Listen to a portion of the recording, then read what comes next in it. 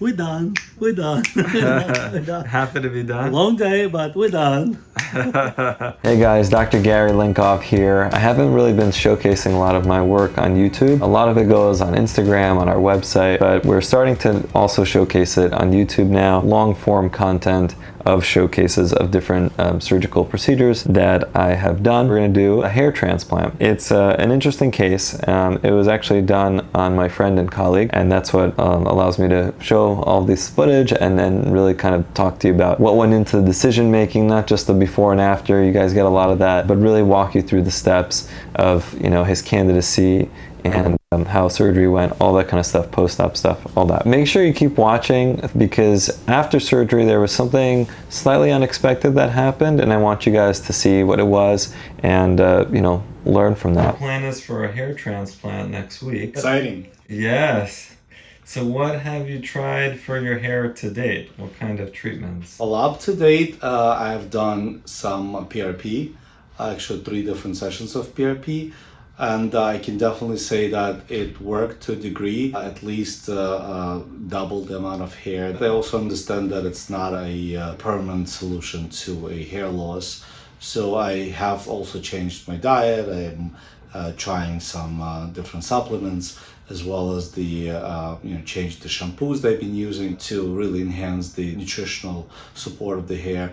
But at the same time, I really would like the baldness to disappear and stop at this point. In which areas are you looking to get an improvement in? The crown, actually, the area I don't even see. I look at the mirror, everything is fine, but the truth is, this part is continuously missing the hair. And even though it definitely looks better after the sessions of PRP, I still would like it to be fuller. I've seen some of the results from the patients you've been treating.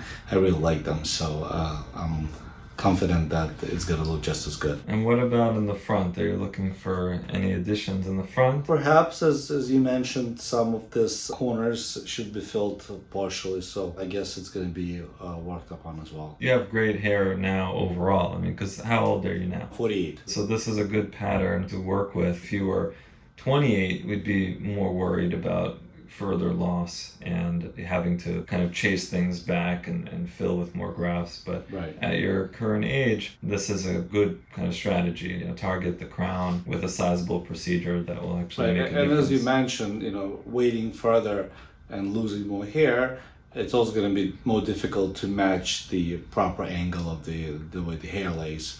So I'd rather do it now and look at, you know, make it natural look versus more, you know, challenging artificial look. Right, okay. How about in anticipation for the procedure? Is there anything that you're concerned about as far as how the day will go? Well, I do have to work the next day, which hopefully I'll be up for that. I do have my own patients to see, but at the same time, no, I'm pretty confident it's going to be smooth. That's what I see from other patients who treat. So hopefully it's going to be just as smooth, and hopefully it's not going to set me back into recovery process. So yeah, I'm pretty confident it's going to be good.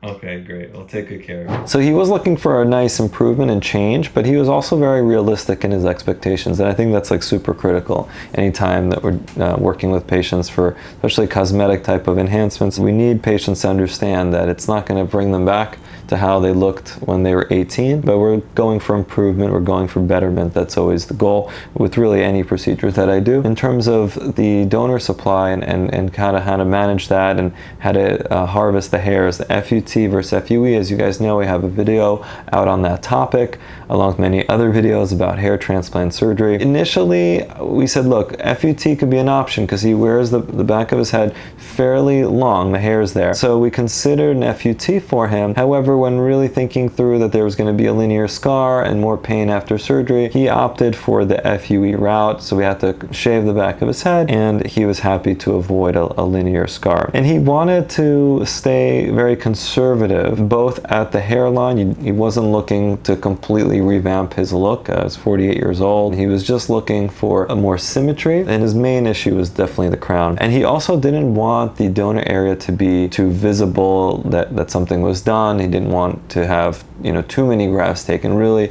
the minimum necessary is what he was going for. Now, let's go through the graft count and how we kind of figured that out, and how I usually figure out the graft count, especially for the crown. So the crown is a unique area. Most of us transplant surgeons were generally working on the frontal and mid scalp. That's the most common area. The crown is less commonly worked on, partly because of how challenging it is, and partly because you always want to invest your valuable hairs into the front and midsection before you go into the crown. So it's a challenging area to get right, to follow the whirl and all that. But in terms of graft numbers, an orange-sized area of crown loss can easily consume about 2,000 grafts. And even with those 2,000 grafts, you're not going to get the same degree of density, impressive appearance that you'll get in the frontal area. And that's partly because of the way that you have that whirl, that radial orientation of the hairs. You don't benefit from the shingling impact of the hairs that are in the front and midsection when they're overlapping each other essentially, and everything is targeted primarily forward. You lose that when you work on the crown. So even if you just pack it with a ton of grafts, it takes so much more than the front to overcome that whirl for creating density. It can consume a ton of grafts is the point of that message. So after all this PRP that he's had, it became a pretty narrow segment that we were working with on the crown. So it wasn't that it was like a big orange, it was a more kind of slender corridor. And therefore, I figured, kind of taking into consideration the fact that we were going to have to do some hairs up front for that right frontotemporal angle, and, you know, adding in the grafts needed for the crown, I figured about 1,300 grafts into the crown area was going to be a nice change for him. Then for the right frontal scalp area, the plan was for about 200 grafts there. That's what was predicted to more closely match the density of the left side. Again, we could have packed more hairs into that area, but if you look on his left side, they're not so tightly packed, and so that's why we opted for that type of graft number. So the predicted graft count was about 1,500 grafts split between the crown and the right frontal scalp, and most of those grafts going into the crown. So if you guys are not subscribed, please hit that subscribe button and the notifications. It's the best way to find out about, you know, any new videos that we have coming out. We have a lot in store for you guys, everything from the hair work I do to all the facial plastics and everything in between, a lot of other medical stuff planned. So, you know, make sure to subscribe and turn on notifications. That will be awesome. Thank you. So now let's get into the day of surgery. So our patient did not want to take Ambien and Valium. He just took the antibiotic and the steroid pill. He's, again, like I said earlier, not into any extra medications, and so we just avoided those completely, and he still did just fine. There were 2 technicians working with me, my regular technicians. They're fantastic, and they were there with me. It was difficult to numb up this patient. It required more anesthesia than usual. It's just a genetic thing. Some people, sometimes from scarring of like past surgeries, there could be some difficulty with numbing, but in this patient, he had never had a hair transplant before or any major injury, and he knows when he goes to the dentist, they always requires a bit more anesthesia. We opted for a 0.9 millimeter punch size with the WA system. As you guys know, I use the WA system primarily, and the 0.9 has become essentially our default for especially his kind of hair. Again, everyone's a little bit different. Sometimes we have to go up in size, but in this case, the 0.9 millimeter punch was great at obviously getting us the single hair grafts, but also capturing the 2s, the 3s, and even some 4s. You need the punch size to be large enough to capture those bigger grafts, or else you're just transplanted, transected grafts that are all like 1s and 2s if you go too low or too small on your punch size. So 0.9 was great for him. Now, in terms of the recipient areas, the blade size that we matched up his grafts with was a 0.6 millimeter recipient blade size for the single hairs, the 1s, and a 0.8 millimeter blade for the 2s, 3s, and 4s. So whirl type pattern, right, in the crown, in at least a portion of the crown. So I had to kind of like be almost upside down for parts of the procedure to make all those sites, but you know, it's well worth the effort. On to like the total grafts, right? So we ended up harvesting 1,524 grafts. 260 of those grafts were placed into the right frontotemporal area, with 100 ones out of those 260 total grafts, and the remainder of those 1,524 grafts went into the crown area. The surgery took from 8 a.m. was when we started, and we rounded up around finished up around 5 p.m. There was a short lunch break that we took around 2 p.m. The patient ended up leaving the office with a beanie that was loosely fitted to his head. We're done. We're done. We're done. Happy to be done. Long day, but we're done.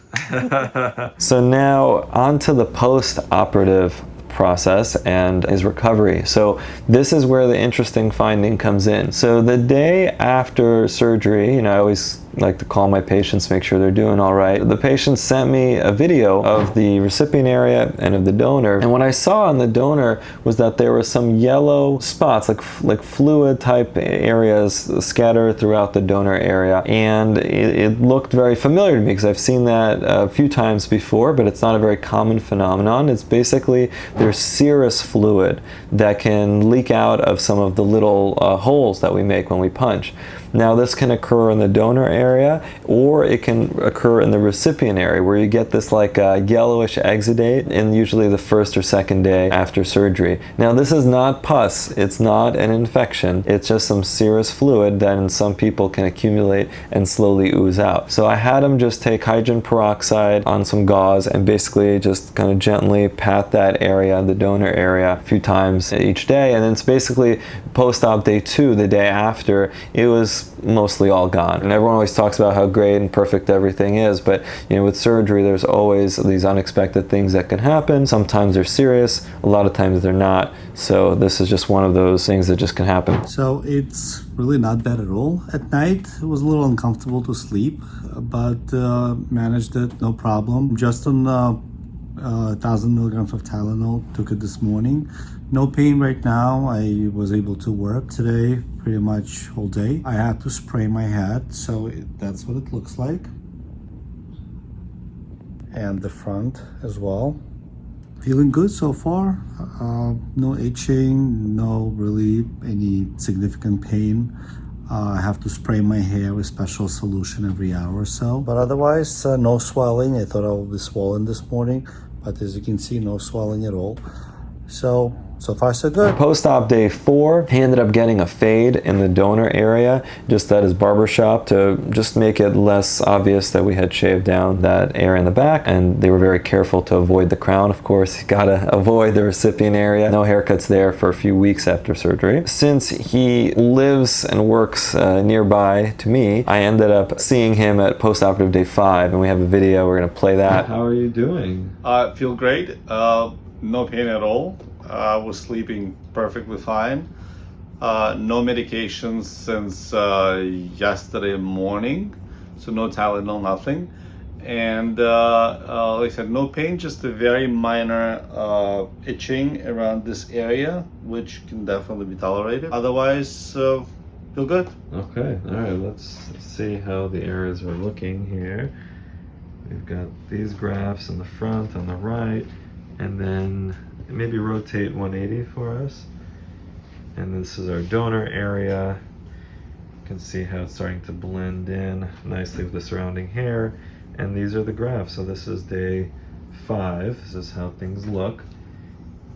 And yeah, tomorrow he'll start with the showering and lathering shampoo into the areas, but it's doing great. All right, awesome. His grafts looked intact. The donor area was healing very well. The redness was fading. He was complaining of a little bit of itchiness, but that wasn't too much of a problem for him. And then in terms of the overall time frame for post-op recovery, so this was like the first week that we've kind of covered here, and we're going to be coming back, by the way, once the hair grows in, and giving you guys, of course, the updated video on that. This is just like part 1. So at about 3 weeks is when all the little crusties fall out, typically at the recipient areas, and I tell patients to shower at post-op day 6, and you're lathering in some baby shampoo, working out those crusts, and then by the end of the 3rd week usually they're gone, and it almost looks like nothing happened at the recipient areas. And the donor area, by then the hair is starting to grow in, and also kind of a non-issue, and then the new hair starts to sprout in the recipient areas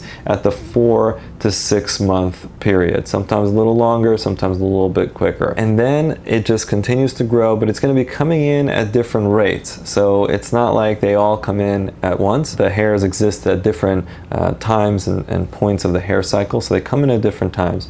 And once they start growing, they continue to grow, And then at 10 to 12 months is when we judge the final results. So that's when patients will come back in and we see what we have. So that's the general process for recovery after hair transplant. Like I said, we're going to be coming back with part 2 once his hair starts to grow in, and we'll try to capture different time points throughout that recovery and post-op kind of healing process with regrowth and all of that. So if you've enjoyed this hair transplant showcase, please check out my hair transplant educational series. Click on the card and I will see you there. Thanks.